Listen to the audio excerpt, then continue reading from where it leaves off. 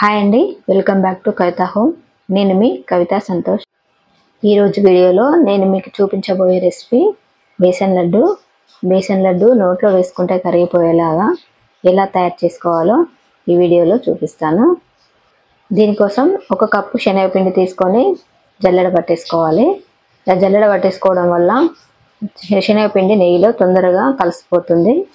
పిండిని జల్లించుకున్న తర్వాత స్టవ్ వెలిగించుకొని పాన్ పెట్టుకొని ఒక కడాయి పెట్టేసుకోవాలి. ఇప్పుడు ఒక కప్పు శనగపిండికి హాఫ్ కప్పు నెయ్యి కరిగించుకొని తీసుకోండి. ఇందులో నుంచి కొద్దిగా నెయ్యి ఫస్ట్ వేసేసుకొని శనగపిండి వేసి వేయించుకోవాలి.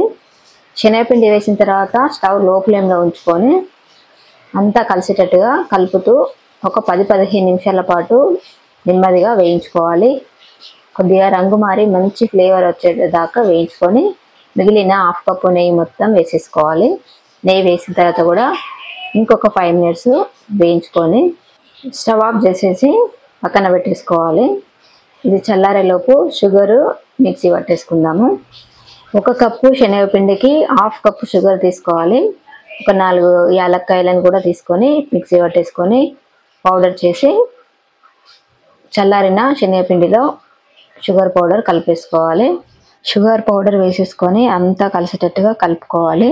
తర్వాత ఒక హాఫ్ కప్పు పుచ్చగింజలను వేసుకొని మళ్ళీ ఒకసారి చేతితోటి అంతా కలిపేసుకోండి.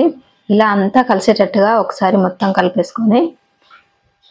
కలిపేసుకొని ఒకసారి చూసుకోవాలి లడ్డు చుట్టుకోవడానికి కరెక్ట్గా ఉందా లేదా అని. నాకైతే కొద్దిగా లూజ్ అనిపిస్తుంది. ఇప్పుడు ఒక గంట పాటు ఈ మిశ్రమాన్ని పక్కన పెట్టేసుకోవాలి. ఒక గంట తర్వాత పిండినంతా మళ్ళీ ఒకసారి మిక్స్ చేసుకొని మనకు కావాల్సిన సైజులో లడ్డూలు చేసేసుకోవాలి. దేవుడికి నైవేద్యంగా పెట్టడానికైనా ఏదైనా స్పెషల్ డేస్లోనైనా ఇలా స్వీట్ తయారు చేసుకోండి. మీ ఇంట్లో వాళ్ళందరికీ తప్పకుండా నచ్చుతుంది.